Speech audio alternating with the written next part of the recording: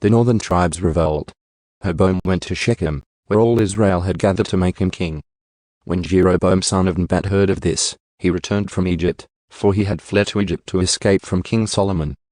The leaders of Israel summoned him, and Jeroboam and all Israel went to speak with Rehoboam. "Your father was a hard master," they said. "Lighten the harsh labor demands and heavy taxes that your father imposed on us. Then we will be your loyal subjects." Rehoboam replied, "Come back in 3 days for my answer." So the people went away. Then King Rehoboam discussed the matter with the older men who had counseled his father, Solomon. "What is your advice?" he asked.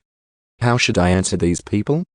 The older counselors replied, "If you are good to these people and do your best to please them and give them a favorable answer, they will always be your loyal subjects."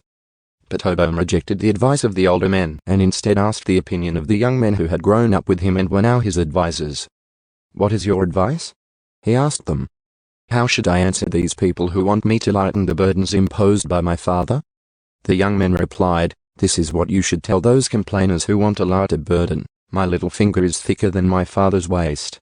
Yes, my father laid heavy burdens on you, but I'm going to make them even heavier. My father beat you with whips, but I will beat you with scorpions." 3 days later Jeroboam and all the people returned to hear Rehoboam's decision, just as the king had ordered. But Rehoboam spoke harshly to them, for he rejected the advice of the older counselors and followed the counsel of his younger advisers. He told the people, "My father laid heavy burdens on you, but I'm going to make them even heavier.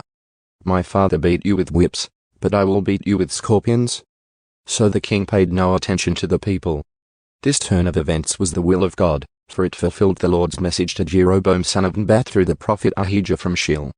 When all Israel realized that the king had refused to listen to them, they responded, "Down with the dynasty of David. We have no interest in the son of Jesse.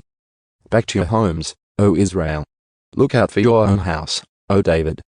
So all the people of Israel returned home. But Rehoboam continued to rule over the Israelites who lived in the towns of Judah. King Rehoboam sent Adoniram, who was in charge of forced labor, to restore order, but the people of Israel stoned him to death. When this news reached King Rehoboam, he quickly jumped into his chariot and fled to Jerusalem. And to this day the northern tribes of Israel have refused to be ruled by a descendant of David.